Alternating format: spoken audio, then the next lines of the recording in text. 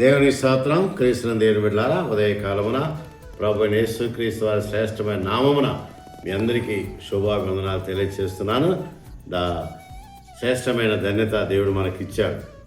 Worship of యాహే అనే ఈ కార్యక్రమంలో దేవుడు మనకిచ్చిన భాగ్యాన్ని బట్టి చేయని మీ అందరికీ కూడా వర్తమానం వింటున్న మీ అందరికీ కూడా ప్రభు నామమున హృదయపూర్వక వందనాలు తెలియజేస్తున్నాను. ఆదికాండం 28వ అధ్యాయము 15వ వచనాన్ని ధ్యానం చేద్దాం. ఆదికాండం 28వ అధ్యాయం 15వ వచనం. ఇదిగో నేను నీకు తోడయుండి నీవు వెళ్ళు ప్రతి స్థలములో నిన్ను కాపాడేదను అంటున్నాను. ఇదిగో నేను నీకు ఉండి నువ్వు వెళ్ళి ప్రతి స్థలమందు నిన్ను కాపాడు. చూసారా, ఇక్కడ 3 విషయాలు. మొట్టమొదటి విషయం ఏంటంటే, నేను నీకు తోడుగా ఉంటాను. దేవుడు తోడుగా ఉన్నాడు. అందుకని ఆయన పేరు మార్చుకొని ఇమ్మానుయేలుగా వచ్చాడు. మోషే అడిగాడు, అయ్యా నీ పేరేమి అని అడిగితే, నేను ఉన్నవాడను అనువాడు, ఐఆమ్ దట్ ఐఆమ్ అని చెప్పాడు. అలాంటి దేవుడు నీకోసం నా కోసం ఇమ్మానుయేలుగా ఆయన భూలోకానికి వచ్చాడు. ఇమ్మానుయేలు అనగా 3 భావాలు ఉన్నాయి. మొట్టమొదటి భావం ఏంటంటే, ఇమ్మానుయేలు అనగా దేవుడు మన వంటి వాడు. ఇమ్మానుయేలు అనగా దేవుడు మన మధ్య ఉండేవాడు. ఇమ్మానుయేలు అనగా దేవుడు మనకు తోడుగా ఉన్నాడు. చూసారా, ఆ వాక్యము శరీరధారి కృపా సత్య సంపూర్ణుడుగా మన మధ్య నివసించండి. ఏ వాక్యము?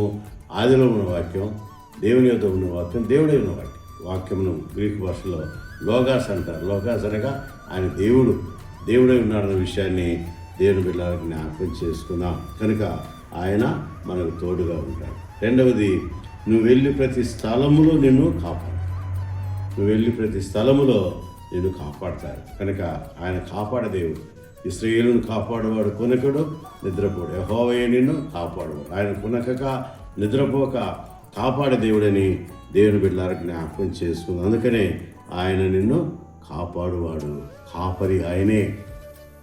యెహోవా నా కాపరి, నాకు లేమి కలగదని భక్తులు చెప్పినట్లుగా ఆయన మన కాపరి. ఆయన మనను కాపాడే దేవుడని జ్ఞాపకం చేస్తున్నాం. 3వ విషయం గమనించండి, ఈ దేశమునకు మరలా నిన్ను రప్పించేదను నీతో చెప్పినది నెరవేర్చు వరకు నిన్ను విడువను, నిన్ను ఎడబాయ. చూసారా, 3వ ప్రాముఖ్యమైన నిన్ను విడువను, ఎడబాయ. ఈ 2 చాలా ప్రాముఖ్యమైన విషయం. విడవక, ఎడబాయక, కరుణించి, కాపాడి, ఆదరించి, బలపరిచి, బలమైన కార్యాలు జరిగించే దేవుడని దేవుని బిడ్డలకు జ్ఞాపకం చేసుకున్నాం. చూసారా, దేవుడు గొప్ప ఆదరణకర్త మనకు. అంత మాత్రమే కాదు, ఆయన కాపాడే దేవుడు.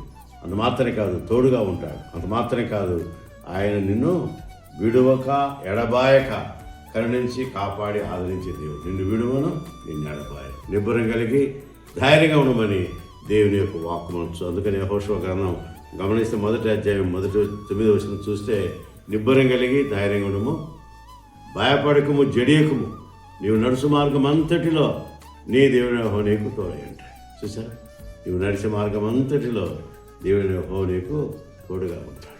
అంటే దేవుడు మనకు తోడుగా ఉన్నాడు. కనుక ఉదయకాలమున వర్షిప్ ఆఫ్ యాహే కార్యక్రమంలో దేవుని స్తుతించే ధన్యత, ఈ భాగ్యం, ఈ సమయం దేవుడు మనకిచ్చినందుకే దేవునికి వందనాలు చెల్లిస్తూ మీరందరూ కూడా మరి దేవుని ఆరాధించాలి, దేవుని స్తుతించాలి, దేవుని ఘనపరచాలి, దేవుని ఘనమైన నామాన్ని కొనియాడాలని దేవుని బిడ్డలకు జ్ఞాపకం చేసుకుందాం. కాబట్టి ఉదయకాలమున నీ కుటుంబానికి ఆదరణ కావాలా? నీ కుటుంబానికి ఆశీర్వాదాలు కావాలా? నీ కుటుంబానికి దేవుని తోడ్పాటు కావాలా? నీ కుటుంబానికి నువ్వు వెళ్ళే ప్రతి స్థలంలో దేవుడు నిన్ను కాపాడాలా? అంత మాత్రం కాదు, నిన్ను విడవక, ఎడబాయక కరుణించాలని కోరుకుంటున్నావా? యేసయ్యను నమ్ముకో. ఆయన స్థిరమైన బలమైన ఆత్మశక్తి నీకు తోడుగా ఇస్తాడు. అంత మాత్రమే కాదు, ఆయన నీతో ఉంటాడు, నీ కుటుంబంతో ఉంటాడు, నీ ఆత్మతో ఉంటాడన్న విషయాన్ని దేవుని బిడ్డలకు జ్ఞాపకం చేసుకొని ఆయన సన్నిధిలో ముందుకు సాగినట్లు తండ్రి, కుమార, పరిశుద్ధాత్మ త్రియేక దేవునితో సహవాసము తోడైంది గాక. ఆమేన్. May God bless you.